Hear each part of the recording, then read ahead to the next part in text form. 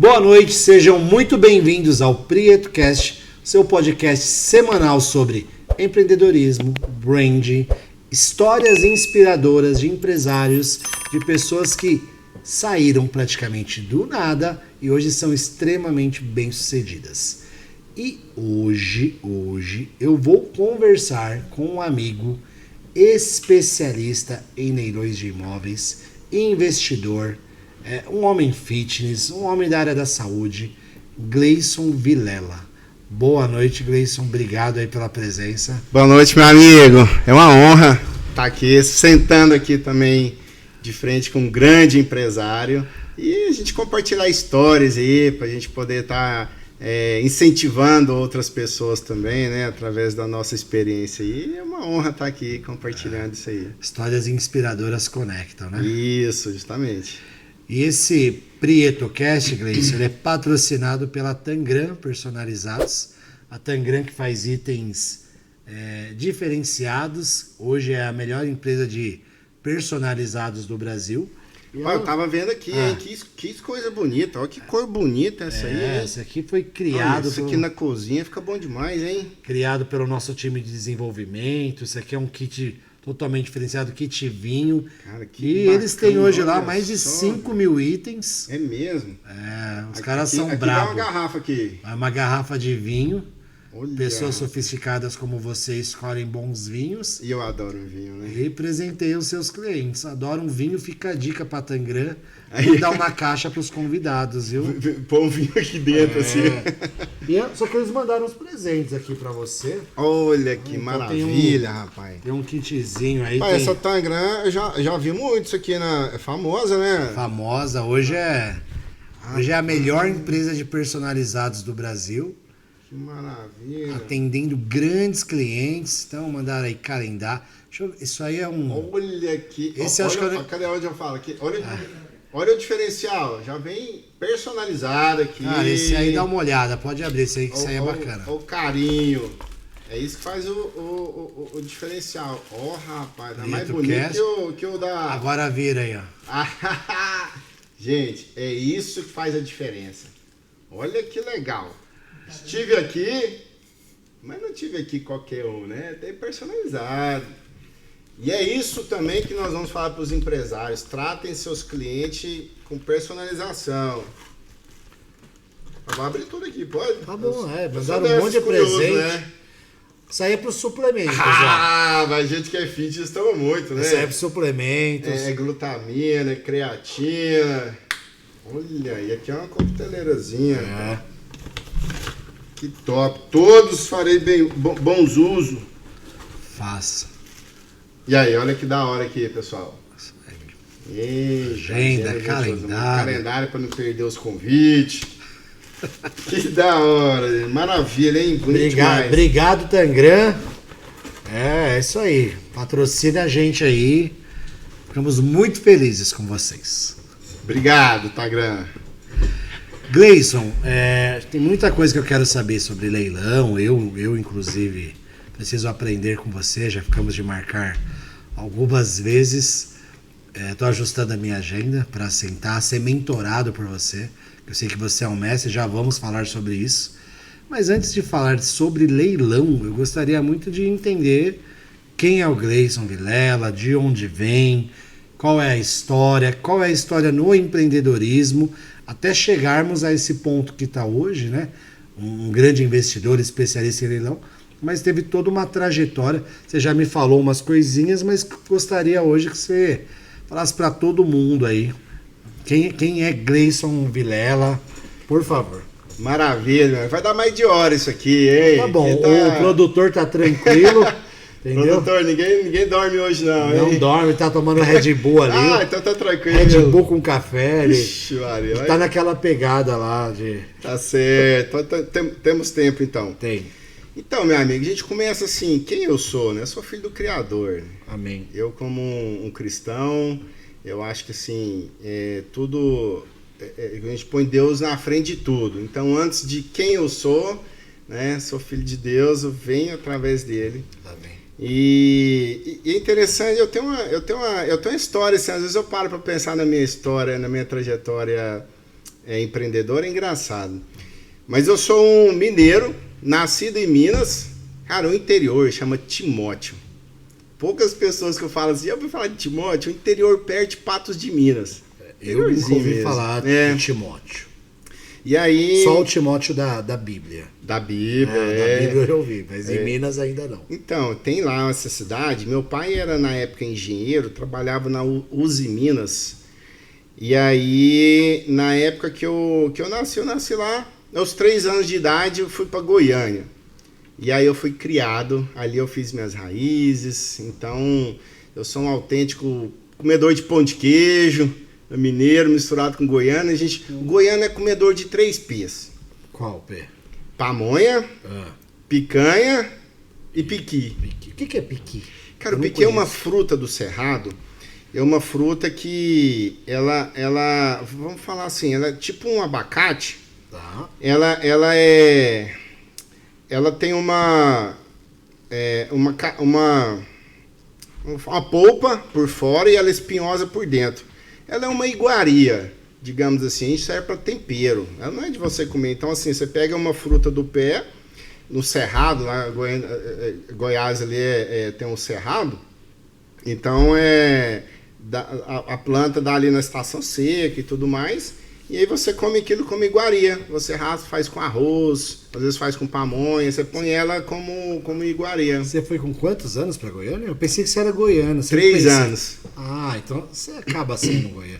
Nasce em Minas. Nascido em Minas e criado em Goiânia. E aí o bom de Goiás e Minas, eles que são, cara, fica uma briga eterna. Quem puxou quem, né? Então o sotaque é semelhante. A culinária é semelhante, é bem semelhante. Então eu falo assim, rapaz, eu sou goiano ali, né? São lugares extraordinários, né? Lugares bons. Trabalhei com alguns goianos, tenho muito amigo. E agora estou com a turma de Minas enraizada, né? Então, Ricardo, Rodrigo, a turma ali da mentoria do Clube R1, muito mineiro. O povo bom demais, assim, Esse povo é apaixonante. Isso, o mineiro é acolhedor. Ele é assim, cara, senta e gosta da prosa, e senta aqui, vamos conversar. E aquele ritmo, por exemplo, diferente de São Paulo, aqui não é que o pessoal fala aqui que o paulista é fechado, mas não é, ele é corrido mesmo. Ele não tem tempo pra... Lá não, lá, nossa, para aqui, vamos tomar um cafezinho da tarde, emenda pra noite, o que o paulista ele tem um elemento, né? Não sei se nas outras capitais tem, mas hoje cedo eu fui fazer uma visita na Vila Olímpia. Eu saí às 10 da manhã de Alphaville e eu cheguei na Vila Olímpia às 11h30. Então um lugar que você leva meia hora, eu demorei 1h30.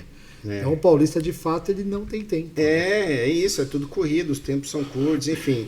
E Goiânia o pessoal chama de roça, parece roça. Mas quando a gente fala assim, eu lembro que antigamente o paulista falava esses goianos tudo da roça. Eu falei, gente, será que fica achando que a gente tá andando a cavalo lá ainda, que é tudo terra? Mas não, é essa simplicidade, essa pureza, esse acolhimento que tem. Então é aconchegante, é como se fosse pro interior mesmo. Vai pro interior, aquele pessoal é calmo, vamos tomar um café. Você começou falando, né, que a questão de Goiânia, você começou falando que você é filho do criador. Eu não sei se você sabe, Goiânia tem sido um berço muito forte do evangelho há muitos anos. E algumas pessoas que mais me impactaram quando eu tinha ali alguns cargos de liderança em igreja e tudo, foi o pessoal de Goiás. Primeiro foi a família Walker, liderada pelo patriarca ali, que era o John Walker. Então são pessoas que trouxeram revelações profundas sobre igreja. E depois foi a turma da videira, a turma ali do Aloysio, o Marcelo.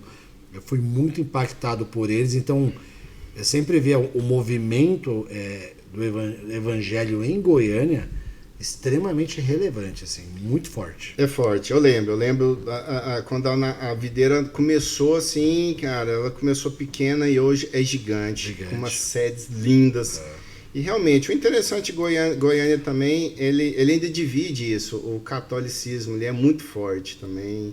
Então, porque vem da crença assim de interior, sim, aquelas missa de domingo, Mas realmente o evangélico vem crescendo, a velocidade deles assim, o evangélico está crescendo mais forte, e o pastor Luiz é um grande representante nosso, não só do estado, mas, né, representa muito bem aí o evangélico.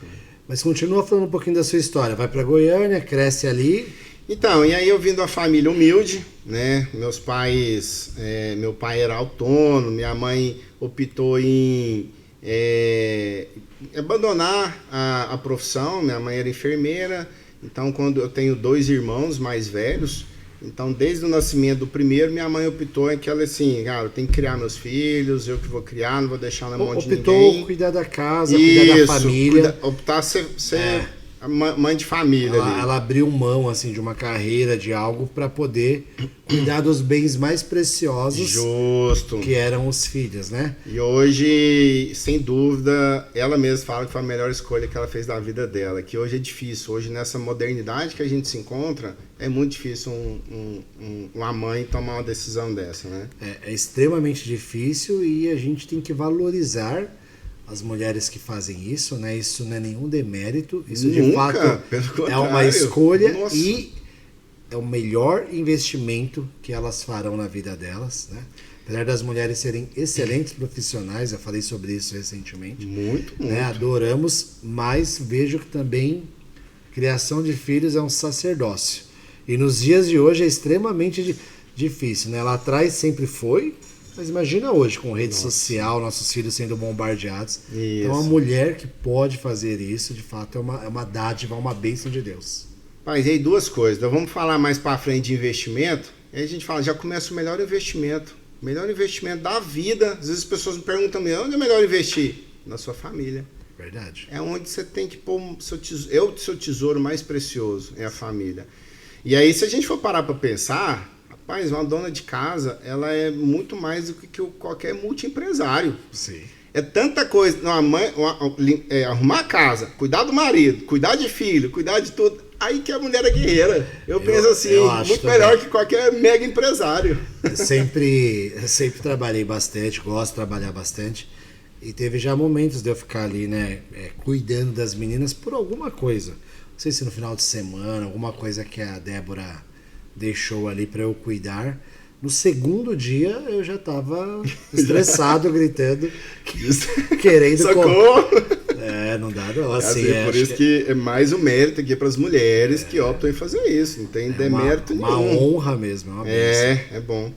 Bom, então eu vim de um berço humilde, né? Graças a Deus. Assim, o que não faltou foi carinho dos meus pais. Assim, a gente passou por perrengues financeiros, mas nunca faltou, é o principal dentro de casa, é o amor da família ali, de pai e mãe, comparecer, enfim.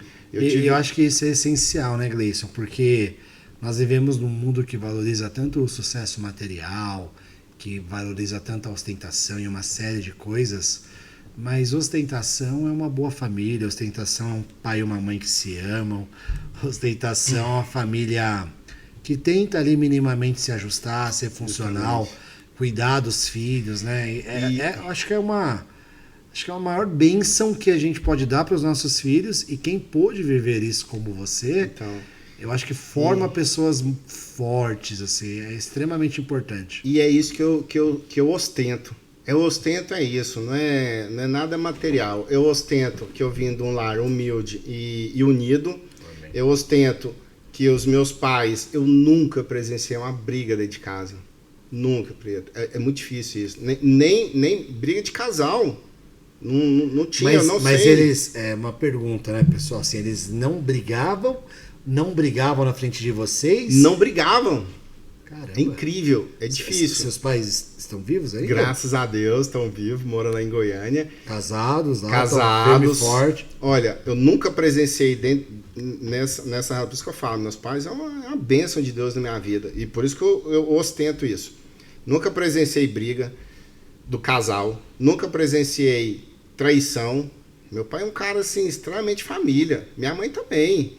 E é engraçado que, às vezes, a gente vai ficando adolescente, a gente vê tanto que é importante o posicionamento tanto do homem quanto da mulher na relação. Se eu falar assim, nunca vi meu pai dando mole olhando assim, pô, nunca, cara, juro pra você. Nunca vi meu pai embriagado. Meu pai bebia, falo pra você, ele bebia assim, quando ele bebia, era 2 long neck. Nunca vi ele perdendo o controle de bebida, Então, assim, isso aqui é uma bênção de Deus, cara, porque, assim, a gente traz pro mundo de hoje, pelo contrário, é um dos 3. 80% das famílias tem um dos 3. Sim. Então, ou seja, a gente realmente foi criado dentro de um lar. Tinha uma família. E assim, a outra ostentação é que, mesmo os filhos, todos bem criados, graças a Deus, bem sucedidos, meus 2 irmãos são pai de família, são casados e tudo mais, a gente vê que quando o pai acerta na criação, é que segue a lógica da vida, os filhos crescem, principalmente filho homem, sai da casa dos pais, vão seguir sua vida, porém, o que a gente faz hoje? Não abre mão. Todo mundo se volta para ver os pais. Ninguém deixou de lado, ninguém perdeu isso. Porque hoje a gente vê também muito isso, o filho não procurar os pais. Sim. Os pais, principalmente na terceira idade, eles vão envelhecendo e vai ficando jogados. A gente não, a gente tem uma união e um carinho muito forte por eles. Então, ou seja, é uma retribuição muito forte. Então, assim, isso eu ostento, né? Então, assim, graças a Deus, sou muito grato por Deus, pelos pais, pela oportunidade dos pais que eu tive. Existe um princípio, né, que é esse princípio da família. Famílias fortes fazem uma sociedade mais forte. Então, famílias fortes, com pai, mãe, filhos bem, a sociedade fica mais forte, o mundo fica melhor. E é por isso que nós vemos nos nossos dias essa destruição da instituição família, esse combate às crianças. Para quê? Porque o quanto antes você destrói, você desregula toda a sociedade e vai acabar caindo nesses pontos que você falou. Ou traição, ou bebedeira, ou várias coisas do tipo. Que bacana, parabéns. Um abraço para os seus pais, né? Que exemplo que eles deram, né? Que legado que eles deixaram para vocês. Isso é um grande legado, não tem preço isso. E o mais interessante, eu não vou aprofundar aqui, mas a história deles também é muito bonita. É assim, meu pai veio do Maranhão, sobrevivente de 12 irmãos lá, 6 morreram, tentando subnutrição mesmo. Sim. E meu pai saiu de casa aos 13 anos de idade para sustentar a casa. Ele tinha que trabalhar para sustentar. Tão humilde que era. Miséria mesmo, nível de miséria a casa. E minha mãe nasceu em Rio Verde aqui. Ela nasceu em Goiás, né? Rio Verde é o interior que tem próximo a Goiânia. Sim, muito forte a agropecuária ali. Já ouvi falar, não conheço. E meu avô, o pai dela, era, naquela época, era tipo coronel, assim, cara, tinha respeito, propriedade grande demais, muito... Nossa, era considerado coronel. E naquela época também, os pais faziam... escolhiam, né, quem ia casar com a filha, tipo meio que... eu quero que você case. Direcionando. E meu avô, o pai da minha mãe... Eu tento fazer isso com as minhas filhas, elas não deixam. Não deixa. Tento direcionar, elas... Hoje em dia tá complicado. Tão mal me comunicando. E aí, só pra resumir, cara, aí meu avô quis arrumar um casamento pra minha mãe, de um outro cara também muito bem posicionado, isso aqui, pai, pelo dinheiro. E ela conheceu meu pai e falou assim, trocou a vida boa, tudo poderia ser assim, um cara... E meu pai foi negado pelo meu avô por não ter dinheiro, por vir assim, não tinha... Você é filho de quem? Sou filho de ninguém, né? Tipo assim, sei lá. Veio do Maranhão. E aí, ou seja, aí nessa que minha mãe não quis o que meu avô escolheu, minha mãe ela foi desertada também, que naquela época tinha isso, né? Caramba. Aí os dois fugiram assim, os dois resolveram ficar junto, saiu de Rio Verde e foi morar em Goiânia. Não, foi para Minas e de Minas foi para Goiânia. Ou seja, a história deles é muito bonita. Ou seja, abriu mão de tudo, conquistou... Aquelas histórias de amor mesmo, né? Deveria... O primeiro amor, os dois foi o primeiro um do outro. Tem que fazer um livro deles. É muito lindo. Eu fico incentivando. Tem que fazer um livro dessa história. É muito lindo. Tanto a história deles, quanto a história da família que eles construíram também. É muito lindo. Muito bom. Continuando com você, e aí? Mas isso, por que eu contei tudo isso? Pra onde vamos? Isso a gente já vem de um caráter, né? Você isso é uma base, forma um né? caráter de base. Uma base... Entende? O fundamento foi muito bem feito. Justo, foi na rocha mesmo. E eu acho que isso ajuda muito. Porque quando não tem isso, e eu não tive, eu tive totalmente o contrário, é bem mais complicado. Você vai passando por vários processos, porque você não tem essa base, você não tem para onde olhar, para onde... Então, assim, por isso que é extremamente importante. É importante. É importante que quem está ouvindo pense sobre isso, no que vai criar, na família que vai criar. Quem já está com a sua família, para que reveja os conceitos, para que olhe para dentro, para que arrume a casa, porque é o que você está trazendo. Essa base traz um caráter sólido e aí se desenrola, né? Só que vamos fazer uma observação aqui também, que sempre tem uns vitimistas, né? Sim. Que falam assim, eu sou assim porque eu não tive isso. Não, gente, a gente não é vítima da sociedade. Falo que a maior doença que existe hoje na Terra é o vitimismo. Que é a doença que as pessoas precisam ser curadas muito. Então, assim, a pessoa fala, é porque eu nasci assim. Não, então, assim, a gente ia quebrar essa crença aqui. Não existe isso, você não é fruto do meio. Só pra gente quebrar isso aí. Não é fruto do meio e eu sou exemplo disso. Não é fruto do meio. Não importa as condições ali que você nasceu ou que foi criado. Você pode mudar, você pode avançar. E você pode melhorar. Eu tenho certeza disso. É fruto disso. Fruto disso. Então, aí vamos seguindo minha trajetória. E aí, desde os 6, 7 anos de idade, como a gente... Cara, eu lembro que eu queria, né, comprar um tênis pra mim, melhorzinho e tal. E meu pai... E outra coisa que meu pai ensinou também é ser muito regrado, assim, fazer conta dentro de casa. Meu pai, tudo que tinha lá dentro de casa era muito bem contado, era... Enfim... Não porque sobrava, é porque não tinha mesmo. Então não podia ter desperdício. Não tinha regalia. Eu estudei em escola pública, porque realmente não tinha condição. Assim, 3 filhos. Aí na época o mais velho ia pro vestibular, não, vou pagar uma escola particular para ele, aí põe os outros 2 na escola pública e podia pagar só um particular. Era mais ou menos assim. Mas o interessante, até isso eu dou graças a Deus, porque eu passei a conquistar minhas coisas. E aí onde veio o Gleison empreendedorismo? Sim. O nato, Gleison nato, assim, desenvolveu por ser empreendedor. Eu lembro que antigamente, cara, eu era pequenininho, 10 anos de idade mais ou menos, eu fazia, não sei como que chama aqui, ou na sua cidade, lá chamava jujuba. Geladinho, acho que aqui chama geladinho. Chama, juju. Que é? Falar pro pessoal. Cara, a gente enche aquele saquinho comprido assim, redondinho, fininho. Nada mais é do que eu fazia. Eu congelava suco. Eu comprava um Tang, não sei se quem é da época de 80 aqui vai saber. Eu comprava Tang, suco. Misturava, punha no freezer, enchia o saquinho ali compridinho, punha no freezer. Suco rendia 2 litros. Era isso. Tinha uma cidade que chama também geladinho, enfim. E aí, laranjinha. Em Goiás também tinha essa laranjinha. E aí, enfim, eu saía com minha caixa térmica, um menino baixinho, pequenininho, com a caixa térmica mais pesada que ele, tocando campainha na minha quadra. Eu ia na minha... Eu fui criado em casa, e não apartamento. E saía tocando campainha. O povo... Rapaz, eu lembro que tinha umas que o interfone eu nem conseguia falar, assim, eu tinha que pular, né? Aí tinha câmera assim... Quantos anos você tinha? Eu tinha entre 8 e 10 anos. 8 e 10 anos. E aí eu carreguei isso. E eu lembro que o meu dinheiro, o primeiro dinheiro que eu juntei, e olha só, eu empreendedor, né? Empresário, no caso. Aí, dobrava minha produção e guardava o dinheiro. Dobrava a produção e guardava o dinheiro. Ia dobrando minha caixinha, né? Aí chega um ponto que a caixinha estava pesada, aí eu falei, agora eu posso... Aí esse dinheiro que eu adquiri, eu comprei um tênis, eu lembro. O primeiro tênis que eu comprei. Ou seja, a gente veio nessa tocada, né? E aí eu trabalhei prestando serviço, autônomo, assim, até meus 16 anos.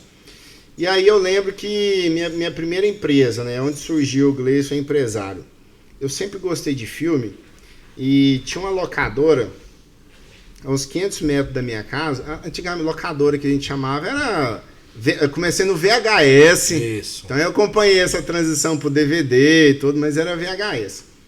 E aí olha que interessante, Prieto.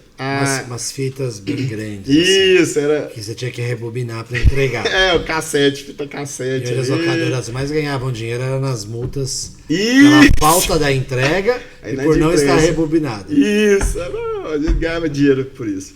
E aí o que acontece? Eu lembro exatamente, eu era um cliente antigo, assim, de 2, 3 anos, né? Eram duas moças que eram as proprietárias.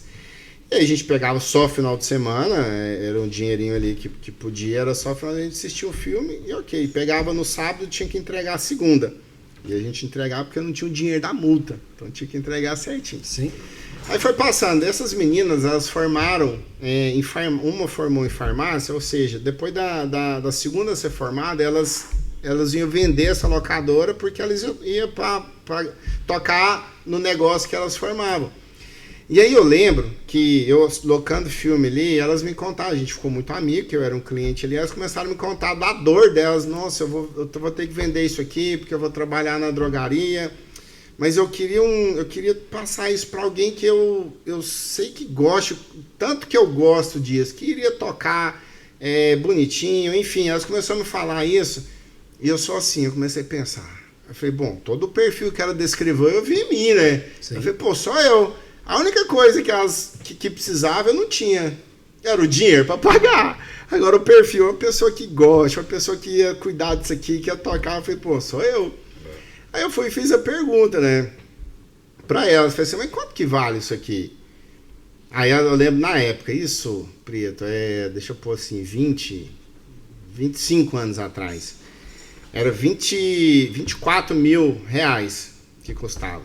Nossa. Cara, aquilo ali eu ganhava... Era uma fortuna, né? Era uma fortuna, eu lembro que eu ganhava assim o mês inteiro, cara, eu ganhava 640 reais trabalhando o mês inteiro.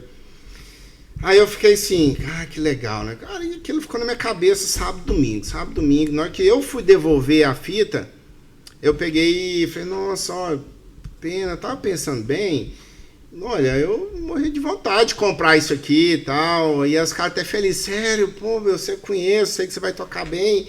Eu só falei assim, olha, eu não tenho o dinheiro todo, você parcela? Aí ela falou, vou conversar com minha irmã, tá, mas de repente pode ser, a gente faz uma proposta. Aí eu fui levantar, quanto que fatura aqui? Quanto que tem aqui de estoque, quanto que fatura? E eu já levantei essa conta. Aí, resumindo, na outra semana que eu fui lá pegar um filme de novo, elas me passaram, ó, a gente consegue fazer em 6 vezes.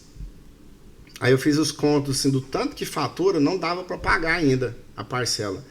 Aí eu fiz uma proposta. Eu falei assim, ó, eu toco aqui, se dividir em 12 vezes, resumindo, era uma parcela de 2 mil reais que eu podia, porque ela faturava 3 mil reais na época. 2 mil ia ser de parcela. 2 mil lá e 1.000 porque eu precisava sobreviver. Aí ela falou assim, aí muito custa, Gleice, a gente vai fazer só porque é pra você, porque eu sei que vai ser bem cuidado, enfim e tal. Ou seja, a gente, aí foi onde eu fui falar pro meu pai. Aí eu fui assim, pai, é o seguinte, eu tenho um negócio ali, meu pai é muito pessimista para negócio, ele é realista, assim, chega a ser pessimista. Filho, e se esse faturamento baixar? E se isso, e se aquilo, e se aquilo? Eu falei, pai, mas eu vou lá para dentro. Uma característica para empreender, né, Grayson, o empreendedor, ele precisa ser otimista. Isso. Porque apenas o otimismo vai alimentar a fé, a esperança de fazer com que o negócio aconteça. É o otimismo que vai fazer ele trabalhar 12, 14, 16 horas, que não vai deixar a peteca cair. Então o seu pai, ele é cuidadoso, responsável, aquela pessoa que honra com seus compromissos. Isso. Mas o empreendedor, ele tem que ser meio doido, ele tem que arriscar até umas horas. Um risco calculável. O que você fez aí, que é uma característica de empreendedores, eu vou arriscar, eu vou fazer isso aqui acontecer. É difícil, é duro, mas eu preciso fazer acontecer. É a minha chance. E eu faço isso até hoje, Preto. Eu faço assim, eu agarro uma oportunidade, falei, rapaz do céu, eu dou meu sangue aqui, mas vai acontecer. E isso é muito legal, porque, resumindo, eu fiz isso, eu caí pra dentro. Sim. Elas aceitaram minha proposta, só pedi um cheque calção, claro, no valor de 24 mil, que meu pai quase não teve coragem de assinar, de me emprestar esse cheque. E, enfim, deu certo, fizemos o contrato. Aí nasceu uma história muito linda, né? Porque assim, e nisso, Prieto, eu não sabia nada. Veio assim, como que fluxo de caixa, não sabia nada. Eu falei assim, cara, e agora? Só que eu sabia o quê? Eu como cliente, qual que era a minha dor lá? Às vezes se eu chegasse num sábado, depois do meio-dia, o filme que eu queria, o cara foi lá de manhã e já pegou. Às vezes eram 2 cópias de cada filme. Sim. Aí eu falei assim, cara, qual que é a dor aqui, cara? A minha dor, o que eu vejo nesse negócio? Eu preciso de mais cópias. Eu preciso de mais cópias. Isso é desesperador, né? Quando você ia alugar um filme e não tinha. Né? Isso, era desesperador. A nova geração nunca vai entender isso. Deem graças a Deus pelo Netflix, tá? Em nome de Jesus. Porque Verdade. eles nunca vão entender isso. Nunca. Verdade, nunca. E aí, ou seja, eu peguei a minha dor e falei assim, rapaz, então eu vou começar aqui, eu vou começar ali. Aí, ou seja, aí que legal, eu fiz uma reunião com os fornecedores, eu tentei estender o prazo a mais, eu falei assim, a menina comprava acho que 2 e 3 vezes, mas parcelava até 6 vezes. Eu lembro que um DVD, o videocassete eu não lembro, eu lembro DVD, custava R$100, um filme do DVD ali. Aí eu virava e falava assim, cara, e tinha aquele filme que... Não sei se eu tinha um feeling ou porque eu gostava de filme. Eu virei e falei assim, com esse ator aqui, esse filme arrebenta. Aí eu apostava muito, não apostava muito no diretor, mas o diretor eu conhecia também. Só que eu pegava, por exemplo, um filme, dá um exemplo, que o Tom Cruise. Sabe que vai ser sucesso. Foi sucesso. Aí na hora que ele vinha, o representante passava para vender 6 meses antes do filme entrar, porque saía do cinema, esperava um timing muito grande para ir para as locadoras. E aí eu virava e falei assim, cara, vou postar todas as minhas fichas aqui. Aí o que eu fazia? Em vez de eu comprar 3, 4 opções de filme, que um era bom e 4 era mais ou menos, eu virava e falei assim, eu vou comprar 6 desse. Aí assim, numa remessa dava certo, que eles 6 locavam assim, em alta temporada, 1 mês, 2 meses. Aí eu virava e falava assim, cara, eu quero... Aí no outra compra, né? Eu virava um filme bom e falei assim, eu quero 10 cópias desse. Preto, aí foi indo. Era uma cópia só, 10, 15, 20. E aquilo ali, uma só, mantinha um volume de locação muito grande. Aí sim, depois que eu garantia que ele tem um pico ali de uns 2 meses, depois ele cai. Aí eu já investia, mas isso ele já se pagou há muito tempo. Aí depois que eu estourava em uma cópia, eu comecei a diversificar. Eu pegava assim, pô, agora é 10 cópias desse, 2 desse. Agora é 10 desse, 3 desse, 4 desse. Agora é 2, 3. Eu comecei a diversificar. Você foi dominando todo o negócio. Eu fui entendendo, fui dominando. Resumindo assim, pra gente não estender, eu paguei o faturamento de 3 mil por mês. No segundo mês ele foi para 5, terceiro mês para 7, ou seja, com 4 meses eu cheguei a 10 mil de faturamento e eu paguei a mulher em 4 meses. Uau, que era para ser 12, virou 4. Paguei em 4 e... Isso mostra algumas características do empreendedor, né? Então você teve coragem para entrar no negócio e para fazer com que esse negócio acontecesse. Uma vez que você entrou, você mergulhou e entendeu o negócio. Mergulhei e entendi. Entendeu, viu que fazia mais sentido, focou no que ia trazer mais retorno para a companhia e acelerou o negócio, saindo de um faturamento de 3 mil para no quarto mês para 10. Ou seja, você triplicou o negócio em menos de 6 meses, pagou a dívida. Então, assim, isso mostra exatamente o caminho de empreendedores bem-sucedidos, né?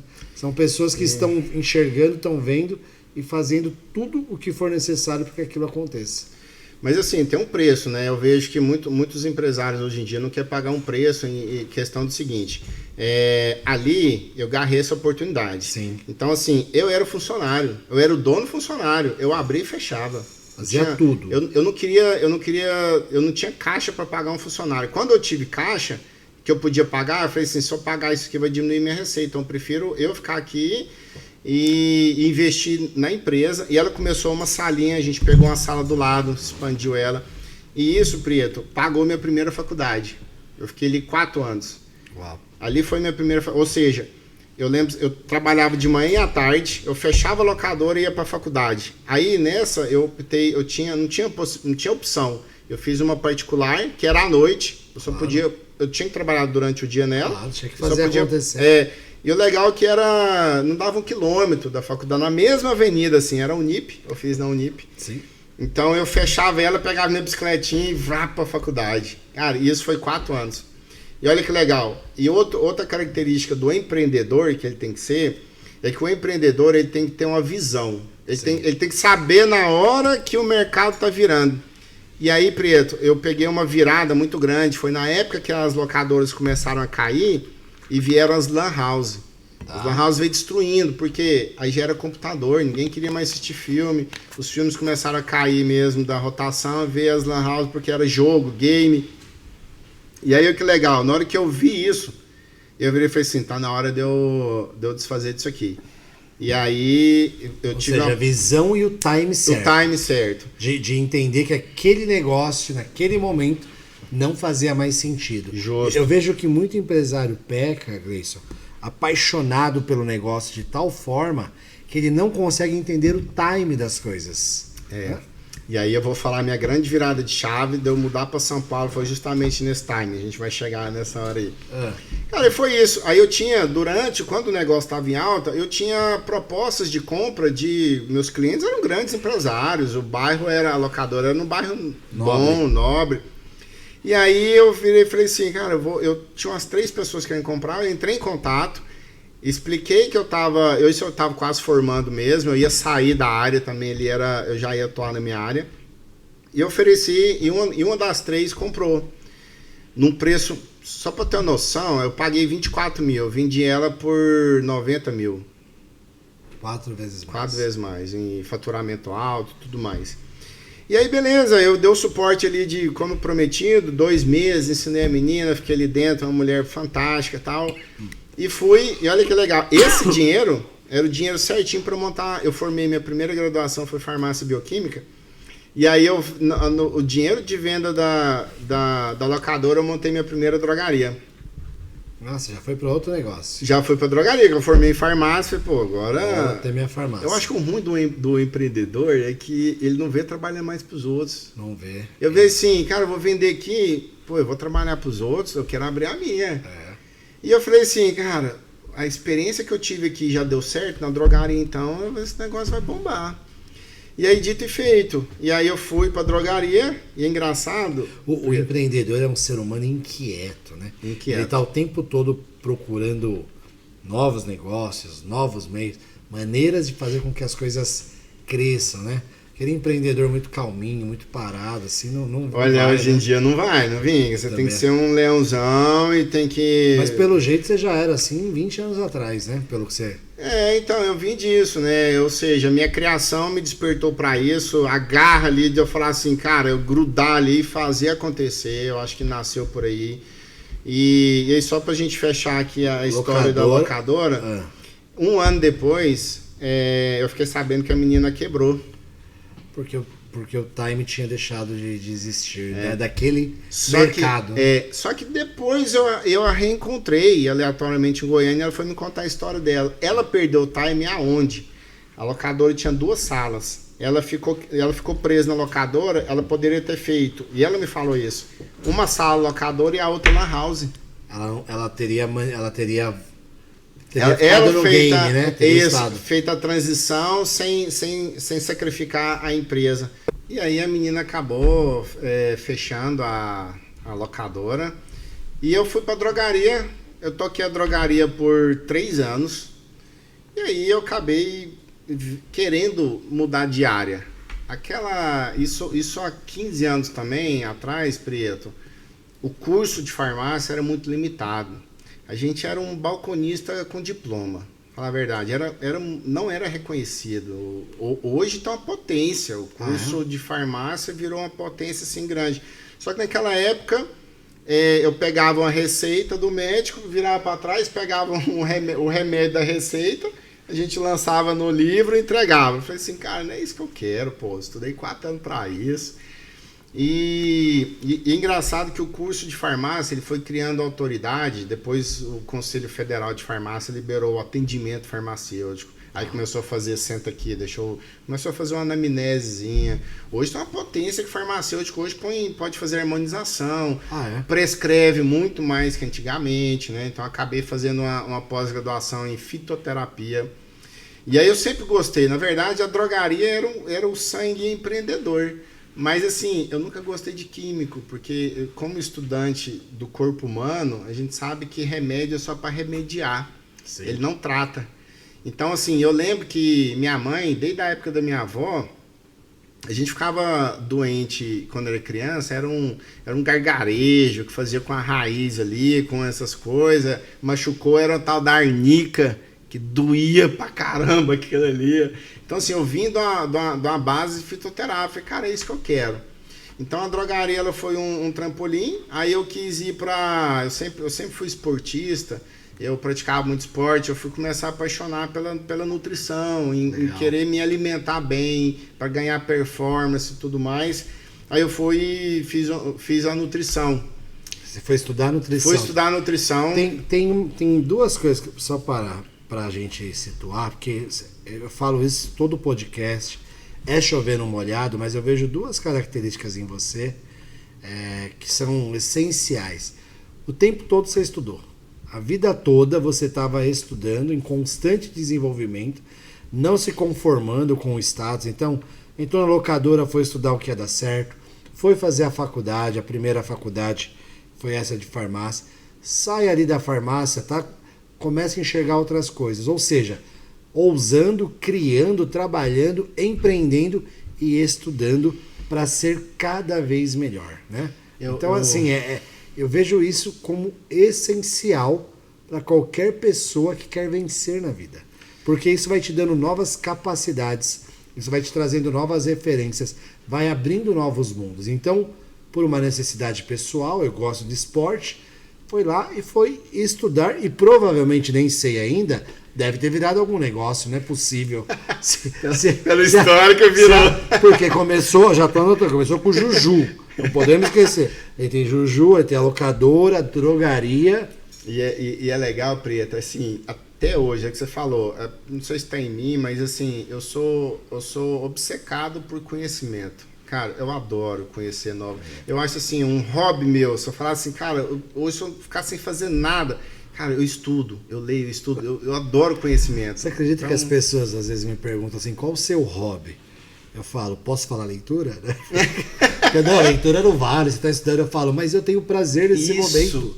Eu gosto disso. Que seja uma leitura, é uma maneira da gente adquirir um conhecimento, mas eu sou fascinado do conhecimento e sempre está conhecendo, aprendendo algo novo, cara. Cara, eu sou que nem você, assim, nessa questão dessa obsessão pelo aprendizado, essa obsessão pelo estudo. Eu digo que se a gente avançou um pouquinho nos últimos anos, é por conta de estudo, educação. Eu acredito que é isso, cara. A educação ele muda o mundo. Muda tudo. Aqui estão provas vivas. Justamente. Você foi crescendo, aprendendo e cada vez você foi chegando a níveis maiores. Mas fala sobre essa fase da nutrição. Não, e aí, pra gente fechar a parte da drogaria, aonde eu também ouvi o time da drogaria. A minha drogaria era uma drogaria independente, pequena. Sim. E naquela época as redes começou a ganhar a Goiânia.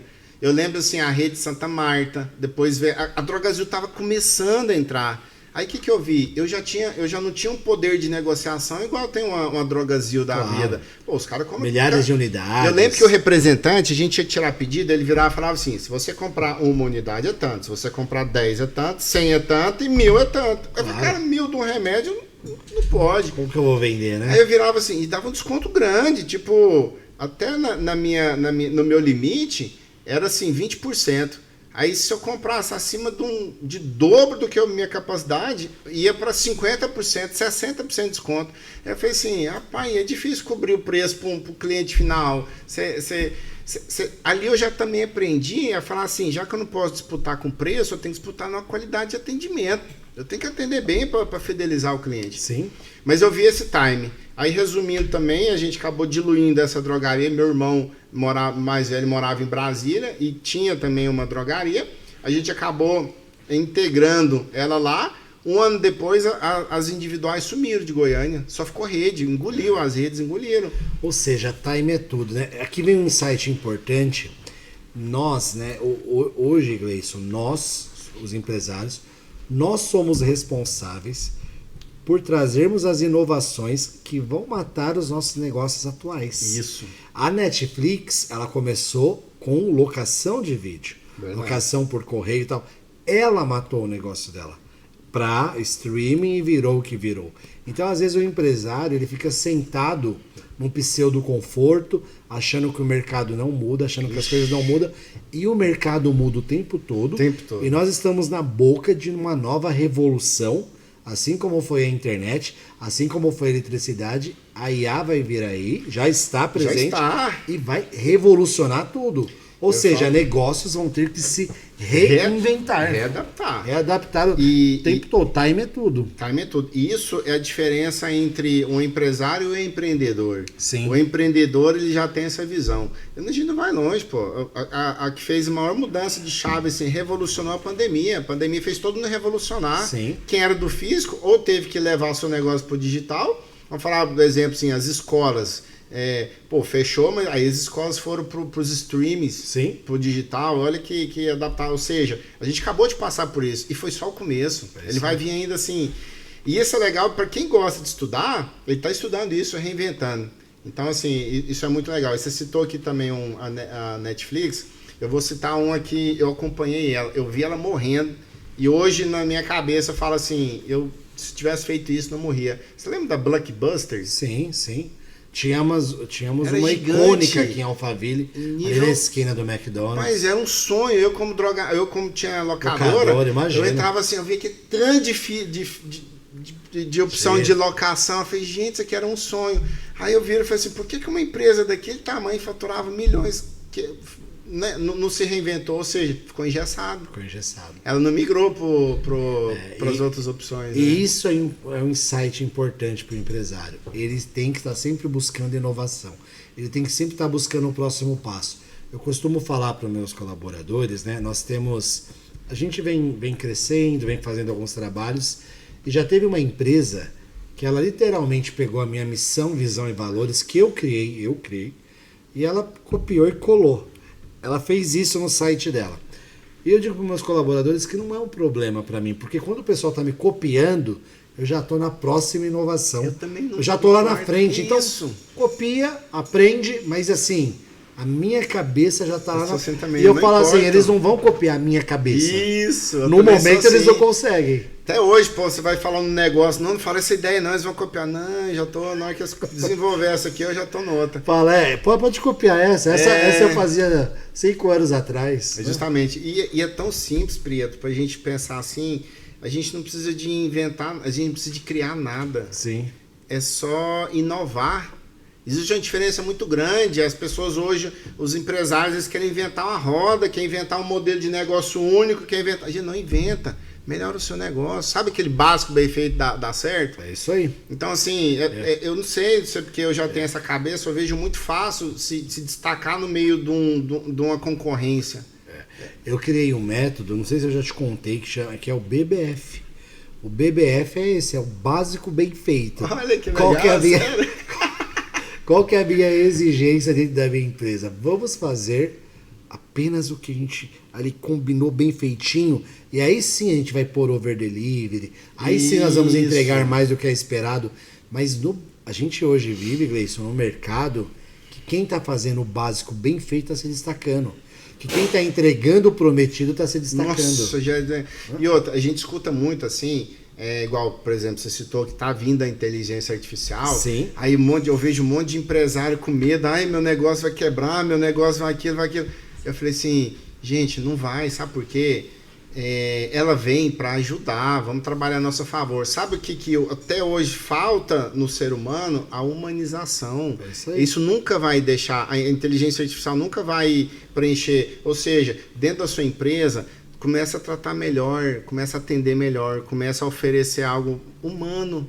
E você já vai destacar. Na sexta-feira, Gleison, eu estava com o meu médico que cuida de mim, estava analisando meus exames, e após a consulta, né, ele tinha terminado, fiz algumas perguntas para ele sobre o futuro, inclusive da medicina, e sobre o tipo de faculdade que faz, qual é melhor, tal. Ele falou, Prieto, formação continua sendo extremamente importante, Ele falou a humanização, então o trato humano, e ele falou e o uso da tecnologia, o uso da interpretação da tecnologia.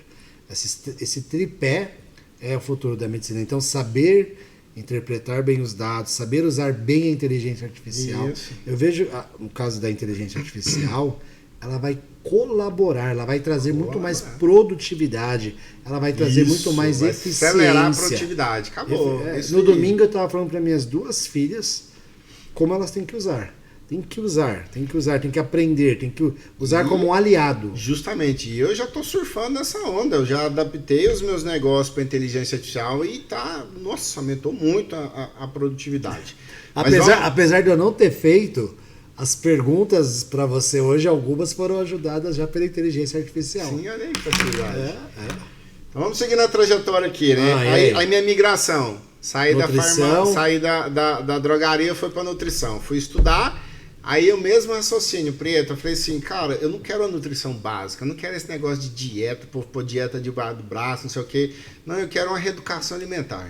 Certo. Aí eu fui, no meio, como eu aproveitei muita matéria da farmácia, eu fiz só um upgradezinho ali, né? Aí no primeiro, eu fiz 2 anos de nutrição, adaptação. Aí no primeiro ano de faculdade, cara, eu já não dava conta da mentalidade do professor. Eu falei, não é assim. Aí o que eu fiz? Eu conheci o Lair Ribeiro. Sim. Aí eu falei assim, cara, esse cara fala um trem diferente, esse cara é interessante. Isso há 12 anos, 15 anos atrás, ele era doido, ele falava umas coisas assim que ele é contra a medicina. Eu sempre, até hoje, né? Hoje aos poucos, mas sempre fui apaixonado no Lair Ribeiro. Sempre gostei muito. Cara, muito. Naquela época ele falava coisas assim que, cara, disruptivo. Aí a medicina tradicional batia muito nele, porque ou ele estava entregando o ouro que estava escondido, ou esse cara é doido. Eu falei assim, cara, é isso que eu quero. E eu lembro que a primeira turma da pós-graduação dele foi exclusiva de médico. E a segunda turma foi a primeira turma que ele abriu para nutricionista fazer. Eu falei assim, eu já quero fazer. Eu sou da segunda turma dele, a primeira que abriu para... Até hoje ele abriu para nutrição, farmácia, hoje ele abriu mais. E aí, pô, fiz minha pós com vários médicos, assim. Aí explodiu minha cabeça, Preta. Falei assim, cara, é isso que eu quero. Aí eu juntei a farmácia, o curso de farmácia, a gente aprende muito bioquímica. O corpo, nós somos um emaranhado de reações químicas, cara. É pura química o corpo humano, tudo. Se a gente mexe um braço, é química. Se a gente pisca o olho, é química, tudo é química. Aí eu fiz a pós do Lair Ribeiro, eu falei assim, cara, me achei. Vou tratar saúde, agora não tem doença que eu não trato. Eu não podia ser médico para prescrever, mas nem o que eu queria, eu vou tratar em cima o quê? Da nutrição. E é fato, e hoje a medicina, a nutrição, talvez ela vai se tornar mais importante que a medicina da seguinte maneira. Toda doença, ela começa no déficit nutricional. Então, assim... A falta dos nutrientes adequados. A falta dos nutrientes. Tudo, toda patologia, toda doença, ela começa no déficit nutricional. Então, a medicina, ela está se reinventando. E é aí que a gente falou, os médicos têm que reinventar muito rápido, porque acabou aquela medicina tradicional de prescriçãozinha ali, ó, é paliativo. Você vai, tô com uma dor de cabeça, toma um Anador. Tô com uma dor no estômago, toma um Omeprazol. Tô com uma dor no joelho, toma isso. Acabou isso aí. Porque nasceu, isso eu vi o nascimento de uma medicina que chama medicina integrativa. Sim. Porque, cara, se você tá com uma dor de cabeça e vai no médico, ele passa um analgésico pra cabeça, mas de repente essa dor tá causando do estômago. De repente é um alimento é uma comida que você comeu que ela tá respingando na cabeça, mas ela nasceu no estômago. Então a medicina ela começou a ver, falou, peraí, vamos readaptar, a medicina integrativa, ver o corpo como um todo. Não é isso, estou com dor no ombro, trato o ombro. Não, esse dor no ombro, de repente, é um colateral de um outro fator. Aí foi descobrir o quê? Tudo é alimentação. Tudo vem da alimentação. Tudo. A maioria, por exemplo, enxaqueca, eu vou te falar assim, eu vou falar pro pessoal aqui. A pessoa que já sofreu de enxaqueca muitos anos, você quer tirar assim, com a mão sua enxaqueca e nunca mais ter uma dor de enxaqueca, tira leite e glúten. Você nunca mais vai ter dor de enxaqueca. E é incrível. Aí o que eu vi, Preto? Eu comecei a fazer isso no consultório. Utilidade pública isso aqui. Se bem para ouvir a história de empresário, você pode ser curado hoje dessa enxaqueca que te persegue há anos. Isso. Tira leite e glúten. Porque, assim, para de ficar comendo pão com leite. e a cabeça explodindo. Não Pô, dá. Se você não desmamou até hoje, vamos desmamar, né, Bezerrinho? O único mamífero que continua mamando depois de adulto somos nós. E ainda mamando leite de outro mamífero. É só o ser humano que faz isso. Só. E aí o que acontece? Eu comecei a aplicar isso no consultório, aí eu fiz a pós, no meio da minha pós eu formei, e aí eu fui abrir minha clínica. Eu abri um consultório, abri a clínica e comecei a praticar isso, Preto. É incrível. Nossa, eu me apaixonei de ajudar as pessoas assim, com a nutrição. Aí eu falei assim, gente, só tira isso, melhorava. Ou seja, eu ia na causa. O remédio é para remediar o sintoma. Eu ia na causa e tira isso, mudava. Aí, enfim, eu fiz a pós-graduação, outra pós-graduação de ortomolecular. Aí eu falei assim, cara, eu sou o Croix agora, eu sou mais que médico agora, eu falava assim, brincando aqui, né? Porque orto é correto, molecular é molécula. Aí a minha nutrição que eu aplicava, eu descobria o que micronutriente que faltava no seu corpo que estava desencadeando aquela patologia. Eu ia e suplementava ela específica. Por exemplo, vou dar um exemplo rápido aqui para não aprofundar. A B12. Cara, a vitamina B12, ela tem mais de 300 funções no nosso organismo. Se a gente obter isso na alimentação, ela é muito carente na alimentação. Só para você ver, o seu metabolismo, ela é pura B12. A mitocôndria dentro da sua célula, que é a caldeira de energia, ela precisa da B12. Se você não ingere, aí vem assim, aquela falta de disposição, aquele negócio no final da tarde, assim, você, cara, tô pregado, tô querendo deitar um sofá, vem a disposição, vem aí baixa os hormônios no homem, aí dá queda de cabelo em mulher, aí unha frágil, e começa a desencadear tanta coisa assim, e eu fazia uma anamnese, cara, isso aqui é falta disso, eu suplementava, porque a gente pode prescrever, né? A gente podia prescrever B12, pode prescrever vários micronutrientes. Aí eu prescrevi, a pessoa, melhorou demais, tira alimentação, prescreve isso.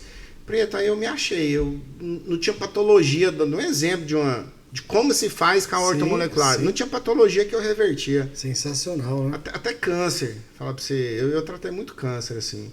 Eu fui um exemplo, claro, uma tia minha, eu reverti o câncer dela, dentro da família. Caramba. Então, assim, eu me achei, aí o que acontece? Aí, de um consultório, nasceu uma clínica, nasceu um negócio.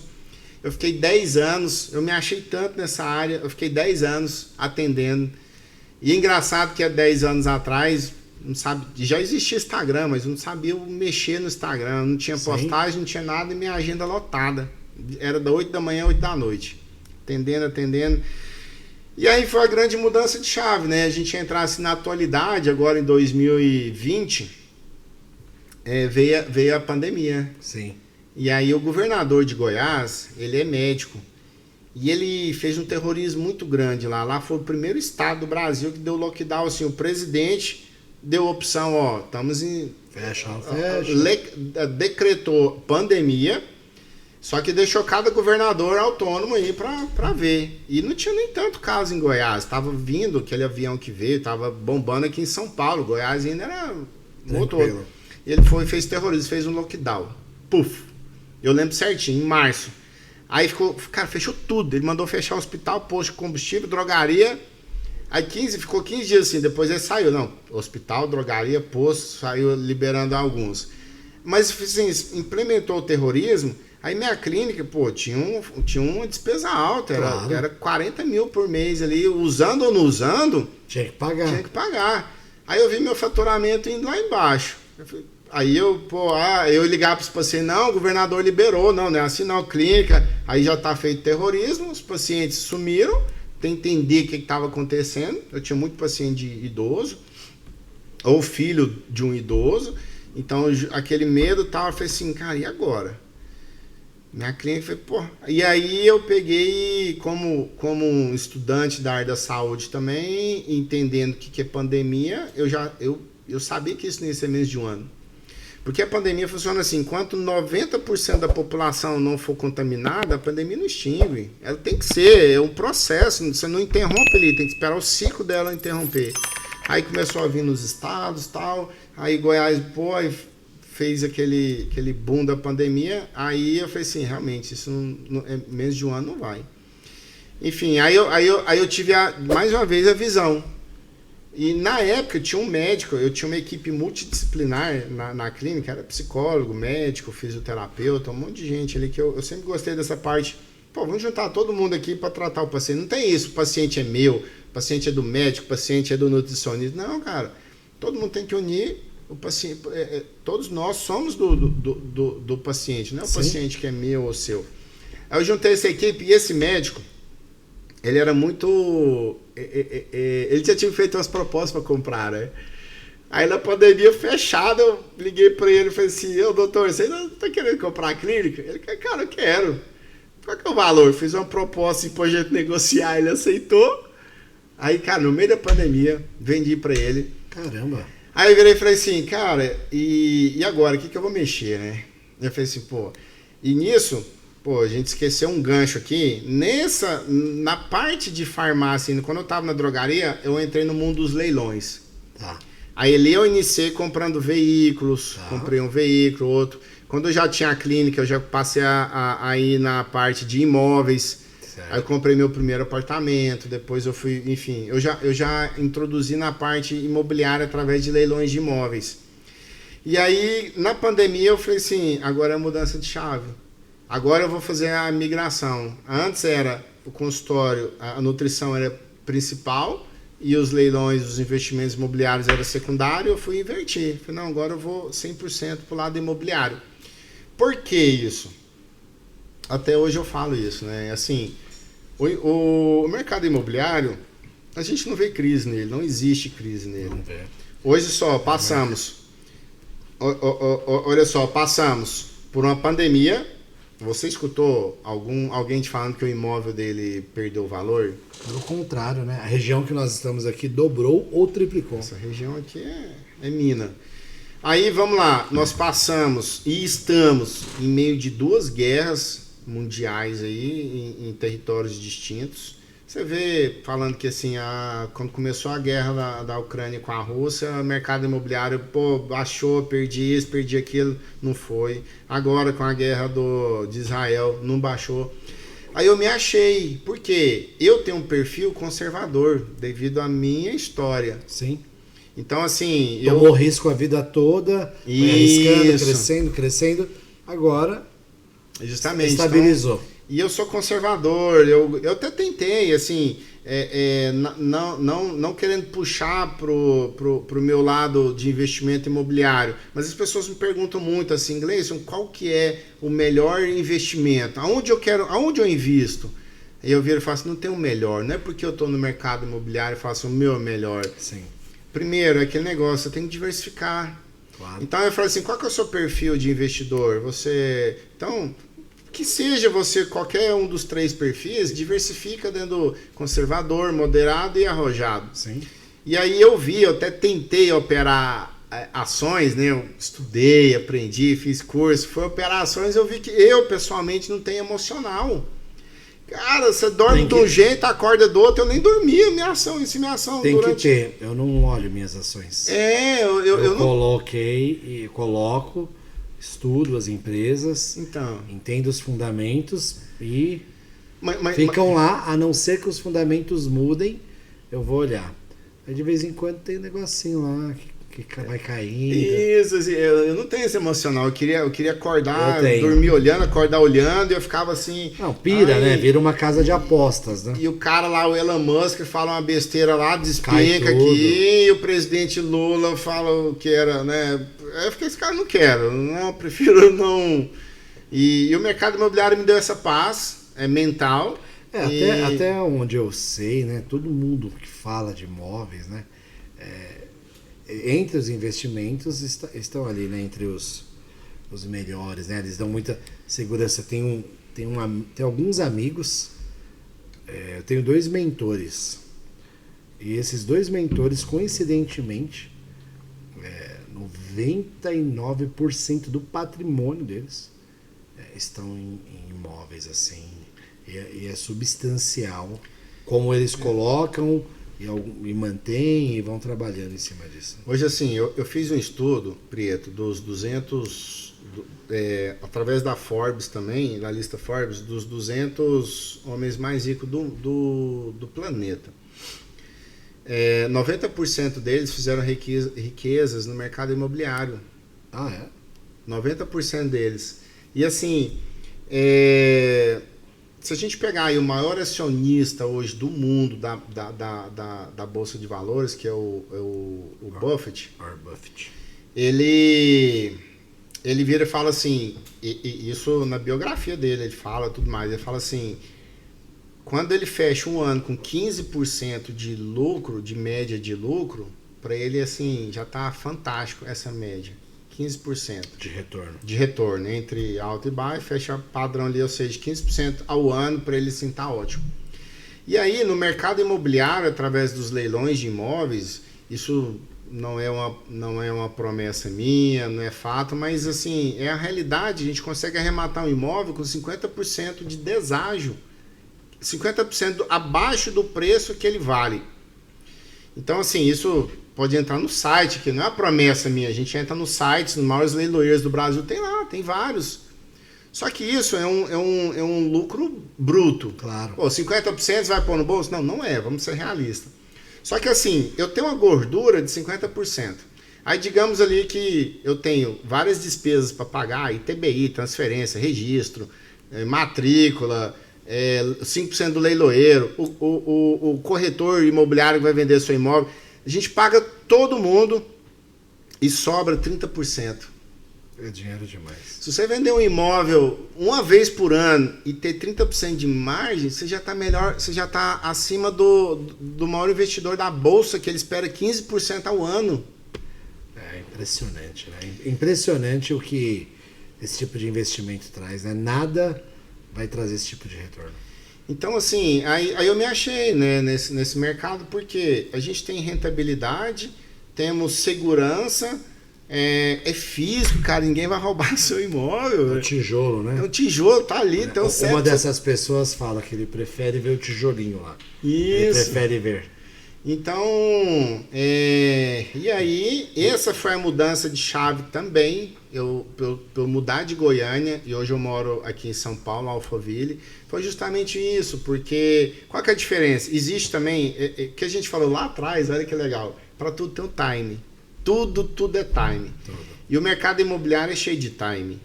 Então existe um time assim, o paulista, isso por ele ser acelerado, igual a gente comentou anteriormente, é muito bom fazer negócio com ele. Porque assim, ele olha um imóvel, o time de compra dele é muito rápido. Ele não tem tempo para ficar indo ver um, ver outro, ver dois, três, quatro. Ele já resolve. Cara, primeiro que ele já sabe do preço do imóvel. Ele vai ver o seu imóvel, por exemplo, vou dar um exemplo meu. Eu tinha um imóvel aqui, no Tamboré 10, que custava 5 milhões. Ele vai ver seu imóvel, ele já sabe que vale 5 milhões. E assim, cara, o preço é esse. Eu já liguei, fiz um filtro ali, ele não pediu desconto, não pediu nada. Ou seja, ele vai estar dentro do orçamento dele. A única coisa que impede dele comprar é se fisicamente ali ele não gostar. Isso você já mandou foto para ele. Ele pediu foto do imóvel e tudo. Se ele está indo, ele gostou do acabamento. A única coisa é que se o corretor omitir alguma informação, ele chegar lá e ver assim, você não falou que tinha isso aqui, você não fecha. Então vai também do profissional que está ali apresentando o imóvel, ser bem transparente possível. Aí o que aconteceu comigo? Lá eu fui mostrar o imóvel para ele, cara, um imóvel muito bonito. A gente fez um retrofit pesado nele, uma sala integrada assim, e ele dá, você sabe onde é o 10 ali, né? Sim. Ele dá de frente para aquela matinha. A sala, aí tinha uma piscina e tinha a mata integrada assim, né? Aí ele olhou, levei ele nos quartos, eu que atendi, levei ele nos quartos, tudo mais. Aí ele olhou assim, eu falei assim, gostou do imóvel? Gostou. Tá dentro do seu preço? Tá. Tá dentro do preço que você pediu? Tá. O que te impediria de a gente fechar esse imóvel agora? Ele virou e falou assim, nada. Eu gostei do imóvel, tá na qualidade que você falou, tá no preço que você falou. Isso em preto, deu 10 minutos. Aí eu falei assim, você me passa os documentos, por favor? Aí eu peguei o contrato, comecei a preencher os dados dele, fechei um negócio em 5 milhões em 10 minutos. Como que é o time do goiano para comprar imóvel? Eu vou falar agora 300, no máximo 500 mil reais. O goiano é assim, ele vai lá, olha o seu imóvel, pô, que legal, fala pro corretor, né? Eu sou comprador, né? Sou o corretor que me mostrou um apartamentozinho lá. Ô, Preto, legal, tá? Cara, gostei. Pô, não, vou pensar, tá? Vou pensar e te ligo. Aí 2 meses depois, ô Preto, você ainda tá com aquele imóvel lá? Cara, eu queria levar minha sogra aí pra ver. Pode, vem cá. Vai demorar quanto tempo, velho? 8 meses, 10 meses. Pra ele tomar a decisão. Ele leva a sogra, leva a mãe, leva a mulher umas 2 vezes, tá dando 10 meses pra ele comprar. E falando baixo, imóveis em 300, 500 mil. Cara, aqui foi muito rápido, porque o cara, ele não tem outro tempo. Ele quer matar esse negócio e cuidar da vida dele. Ô Gleison, e hoje esse é o seu é um dos seus principais negócios e você ensina isso também, né? Você ensina outras pessoas como arrematarem, como viverem. Você tem um curso sobre isso, é isso? Sim, então, eu fiquei resistente, eu travei isso por alguns anos, né? Aí, como diz, a gente sabe que a gente não pode reter conhecimento e acabou que eu gravei um curso. Legal. Todo esse conhecimento de 15 anos que eu tenho, eu empacotei isso num curso. Já vai ser lançado recentemente nas melhores plataformas aí. E não só isso, Preto. Hoje eu faço assessoria de arrematação. O que é um assessor de arrematação? Tem investidores que querem investir nesse segmento e não tem tempo para fazer. Cara, eu gosto de imóvel, eu quero ter um imóvel, só não tem tempo para ficar arrematando. Eu falei, não, ok. Isso é uma profissão, nascendo essa profissão, chama assistente de arrematação. Entendi. Que ganha mais que corretor. Caramba, olha aí, ó. Você que está procurando um novo negócio, se candidate. Eu falo assim, ganha mais que corretor, às vezes pode ganhar 2 vezes. Ele ganha no serviço que ele presta, e se ele tiver o Cresce, ele pode vender. Ele ganha 2 vezes, o corretor ganha uma só. Então hoje, a minha empresa, ela tem a mesma empresa de curso. Eu tenho empresa que eu faço a assessoria de arrematação e tem, às vezes, uma mentoria também. Aquela pessoa que fez o curso, não sentiu ainda seguro e fala assim, cara, eu quero que você pegue na minha mão, eu quero que você analise aqui para mim. Eu fiz a minha análise, eu desenvolvi um checklist, Preto, que tem 50 itens. Sabe o que é isso? É minha experiência de 15 anos. Tá tudo o que é esse checklist? É igual o cheque, marcou aqui. Eu falei assim, confere matrícula, confere avaliação financeira, confere isso. É impossível dar errado uma arrematação. Então você que quer aprender a arrematar imóveis, o Gleison depois vai deixar o Instagram dele aqui, você segue ele, né? Assessoria e mentoria. Gleison, assim, a gente ficaria aqui a noite toda, né? Porque a sua história ela é sensacional. Essa parte da nutrição é uma parte a ser explorada. É empreendedorismo na veia, é empreendedorismo desde que você é criança, né? Então, desde o Juju, a gente tem o Juju, a gente tem a locadora, a gente tem a drogaria, a gente tem toda a sua história na nutrição, de estudo, de busca, de aplicação, né? De literalmente salvar vidas. E temos essa mudança de chave para a área dos imóveis, para a área dos leilões, que, sim, minimamente vai trazer o dobro de retorno para quem investe nessa área, né? Para quem quer investir, quer diversificar, como você falou, e melhorar de vida, né? Porque é isso, as pessoas têm condições de ir melhorando, né? Então é uma história realmente inspiradora, porque mostra, né, onde você está. Você acabou de falar que vendeu um imóvel de 5 milhões. Então, quando você fala isso, eu penso no menino que vendia Juju, eu penso no rapaz que foi comprar a locadora em 12 cheques de 2 mil e que o pai morreu de medo de assinar. E a gente vê o que o caminho do empreendedorismo, o que o caminho da visão, o que o caminho de nunca desistir e o caminho de continuar se desenvolvendo te levou, né? Então, assim, é inspirador ouvi-lo. E é de fato muito, muito bom, muito bom. Eu acho que a gente resume tudo assim, é o fato assim, nunca pare de estudar. Eu concordo. E nunca deixe de acreditar em você. Se eu fosse resumir tudo, cara... Nunca pare de estudar e nunca deixe de acreditar em você. Em você, nos seus sonhos. Por mais que nessa trajetória muita gente vai querer pôr pano frio nos seus sonhos. Mas assim, se você tem isso ardendo dentro do seu coração, vai em frente. O medo, eu falo assim, o medo, ele é a ausência de conhecimento. Ou seja, por isso que eu falei, estuda. Porque com conhecimento você vai eliminar as hipóteses de erro.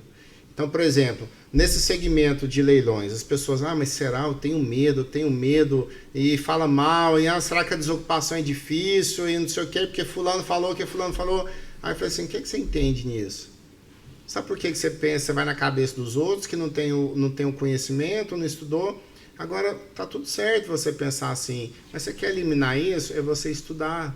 Então, por isso que eu fiz o curso, para ensinar as pessoas, ou seja, independente que seja nesse segmento, mas compre um curso no qual você quer aprofundar, tem um mentor, cara, eu sou muito adepto a mentor. Sim.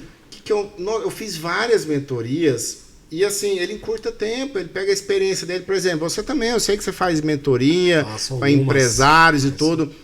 Era um empresário que eu vi ele falar assim, o Preto, ele é um empresário bem sucedido, pô, eu vejo ele num patamar acima de mim. Se eu quero chegar no patamar que ele está, eu quero a mentoria sua, porque você vai ter um conhecimento. Se você não tivesse o conhecimento, você não estava onde você estava. Claro. No mundo dos negócios não existe sorte. Não existe sorte. Fala assim... Eu escutei muito isso. Nossa, deu sorte, hein? Que você foi, a sorte você foi para São Paulo, você deu sorte? Eu falei assim, pois é, a sorte eu plantava lá na Jujuba, lá. De ser um empreendedor, de acreditar nos meus sonhos. Ou seja, mas uma coisa é fato. Se você não tem capacidade intelectual do conhecimento, a sorte também não vai bater. Não vai. Você pode ter sorte. A sorte acompanha quem está bem preparado. É isso. A sorte acompanha quem está no lugar certo. A sorte acompanha quem está buscando as coisas certas. Ela não vai simplesmente bater na sua porta se você estiver deitado no sofá assistindo lá. Então, assim, se você estiver nos ambientes certos, com as pessoas certas, buscando o conhecimento certo, provavelmente a sorte vai te encontrar. E outra coisa, com certeza, fundamental, é aquela história, o cavalo branco passa uma vez só. Passa. Cara, o cavalo branco, você pode fazer ele passar várias vezes, mas se você não souber montar nele, ele vai continuar passando na sua frente, você não sabe montar, ou seja, vai aprender a montar no cavalo. É isso aí. Mas é legal, assim, Prieto, que outra coisa fundamental que eu falo é a ambiência. É muito importante você estar com pessoas... num ambiente que estão buscando o que você busca, o seu conhecimento. Porque, assim, a outra coisa que fez eu desenvolver bastante, eu saí da minha ambiência de Goiânia. Eu tinha uma ambiência ali de zona de conforto. Sim. Que tá todo mundo ali na zona de conforto, é uma zona... É uma zona muito perigosa, é a zona da morte. É a zona da morte. Na minha opinião, a zona de conforto é a zona da morte. Não tem nada de conforto ali. Mesmo é a zona da morte. Aí seus amigos estão ali, você acha que você tá bem, você tá todo mundo confortável, aí você fica, cara, isso aí você não vai prosperar, você não vai sair de onde você tá. Aí você rompeu, mudou, aí justamente, é isso. Aí vim pra cá conectar com pessoas boas, igual você. É um cara referência que eu tenho aqui. Graças a Deus de eu ter conectado você, um dos primeiros empresários que eu conectei quando vim aqui. Verdade, alguns anos, né, a gente fez. Ou seja, eu busquei isso também, porque você tem que buscar o ambiente. Por isso que a gente fala, você não é fruto do ambiente, mas você pode estar buscando ambientes que vai te desenvolver mais, acelerar seu desenvolvimento. Então isso foi muito importante para mim. E para resumir aqui também, nessa trajetória toda desses 15 anos também, eu acabei escrevendo o meu livro. Uau! A chave secreta dos leilões. Justamente isso. A chave como no mercado imobiliário, para abrir as portas. Secreto é que, assim, eu coloquei 15 anos de experiência aqui, né? Pô. Então, assim... E a gente falou tanto de estudo, né, Gleison? Dentro desse livro tem o caminho para talvez a independência financeira de muita gente que está nos assistindo. Eu falo, não, você vai ler o livro, não é um curso, você não vai sair arrematando. Claro. Mas eu te falo um negócio, vai explodir sua mente. A nível de consciência, você falar assim, eu não sabia que tinha esse mercado, eu não sabia a noção, vai explodir aqui. E o que acontece? Eu preciso ler. Isso aqui é raso, como diz, eu estou nadando raso. Isso aqui é a piscina rasa, aí você precisa de aprofundar mais. Isso aqui é um presente para você, meu amigo. Obrigado, Gleison. Obrigado mesmo. Gleison, vamos lá, caminhar pro final, senão a gente não vai embora hoje. O papo tá bom. E o produtor que faz podcast de meia hora. O produtor, nós vamos dando energético para ele aí. O produtor tem que dar mais as Red Bull. O que te faz feliz? Hoje, o que faz o Gleison feliz? Família. Família. É isso, eu vejo assim, a minha felicidade, ela tá em várias coisas. A minha felicidade é saber que eu sou um filho amado de Deus também. Então, assim, a minha felicidade não está em pessoas, está em quem eu sei que eu sou, né? E a outra é eu olhar para trás e ver o que meus pais fizeram por mim, né? Isso aí é a minha felicidade. Ô Gleison, eu tenho uma pergunta final aqui, né? Que é a derradeira, mas antes, pro pessoal que quer te seguir aí, qual é o seu Instagram? No seu Instagram eu consigo acessar o link pro seu curso, como que... Deixa o Instagram aí, vai passar aí embaixo aí. O Instagram é gleison.vilela, Gleison com Gleysson. E ali é o primeiro passo, já tem muito conteúdo, Preto, e realmente Sim. Eu sei que você faz isso também, cara, a gente já entrega muito conteúdo gratuito. Sim. Tá no YouTube, tem nas redes sociais, assim, e aí tem o link ali. Ela não é aberta direta, em tanto tempo eu abro, mas se me acompanhar nas redes sociais, logo você vai saber o movimento aí. E convido a todos para vir conhecer esse mercado e abrir um pouquinho sua mente isso. Igual a gente fala, a gente tem que estudar, abrir a mente para novos negócios, para vir novas oportunidades, enfim. Sigam o Gleison aí, galera, que o homem é brabo. Gleison, eu costumo dizer que a nossa vida... ela é aquele tracinho que está na nossa lápide, da data de nascimento, a data da nossa morte. Então é aquele tracinho, ela é muito curta, ela acaba... A gente faz tantos planos, a gente tem tantos sonhos de grandeza, a gente corre, busca dinheiro. Todas as pessoas que passaram por aqui e falaram de felicidade, nenhuma falou sobre dinheiro, nenhuma. Todas trouxeram conceitos de família. E é isso, a nossa vida ela é aquele traço. E eu gostaria, né, de saber assim, pelo que o Gleison quer ser lembrado. Qual vai ser a frase que marcou a vida do Gleison o dia que você for chamado para estar com o Criador? Quando as pessoas lembrarem de você, quando as pessoas se referirem a você, qual o impacto que você vai querer ter deixado nessas pessoas?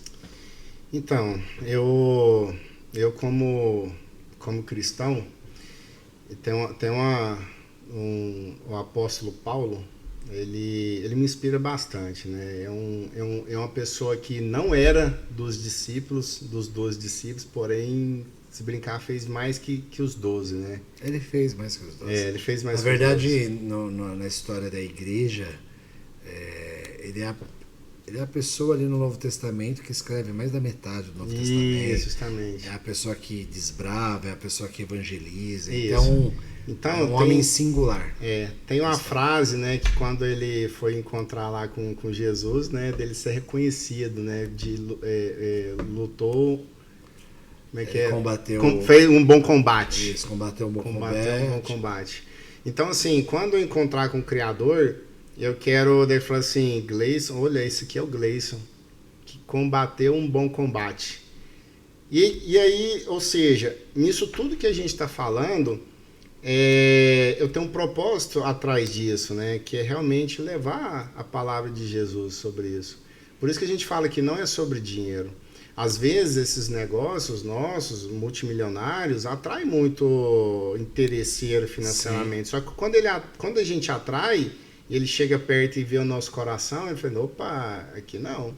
Então, assim, todos os meus negócios, nesse livro mesmo, eu tenho uma passagem linda que eu falo de Deus, eu falo como que eu me conectei com Deus aqui, através de uma dor minha. Onde encontra? No seu Instagram tem no Instagram link também, pra venda? Tá até mais barato no Instagram, mas tem na Amazon, tá? Todo lugar. Legal. E aí tudo é sobre Deus, né? Toda mensagem que eu carrego, tudo que eu falo assim, eu tento... Às vezes isso aí abre muita porta, mas Amém. A mensagem que está envelopada é sobre Deus. Então, para mim, se eu deixar aqui um legado de ter salvo uma alma para Jesus, eu acho que tá um bom combate. Uma seja, claro que a gente quer salvar milhares, né? Mas é sobre isso. Então, pensem sobre isso. Gleison, obrigado. Sua história é fantástica, é inspiradora. É por isso que eu quis muito que você viesse aqui. E tenho certeza que a galera vai se conectar e que essa mensagem vai ser levada para muita gente. Amém. E que pessoas conheçam a Jesus pela sua vida, pela sua expressão e por tudo aquilo que você fizer. Amém. Obrigado, irmão. Obrigado a você, foi um prazer aqui, Obrigado. com certeza, somar com isso aqui, somar com sua audiência. E você também, para mim, é uma pessoa que inspira muito, cara, porque quando eu te conheci, você falava muito sobre a Bíblia também, assim, é uma referência para mim. E eu vou falar uma coisa aqui em público também, eu lembro até hoje, quando eu fui noivar, eu te pedi, você lembra disso? Eu te pedi um versículo. E aí você me passou aquele versículo e realmente você é uma pessoa que carrega Deus. É muito fácil a gente reconhecer Deus em você, cara. É muito transparente. A gente fala assim, os seus seguidores conseguem enxergar isso. A sua pureza, a sua leveza, como você carrega isso. Então, por isso que eu quero estar perto de pessoas como você, assim. Obrigado por ser isso também. E constrangido, eu termino esse podcast. Porque não mereço tal honra. Deus é mais uma vez misericordioso comigo. Obrigado. Manda pro seu pai, pra sua mãe, ativa o sino. Manda pra mãe do Gleice, pro pai dele, que a gente contou a história deles. Manda pra toda a turma de Goiás, que nós amamos, pros mineiros. Me ajuda a fazer esse podcast chegar aos 4 cantos do mundo, porque isso é informação útil e relevante que muda a vida. Muito obrigado e até o nosso próximo programa PrietoCast.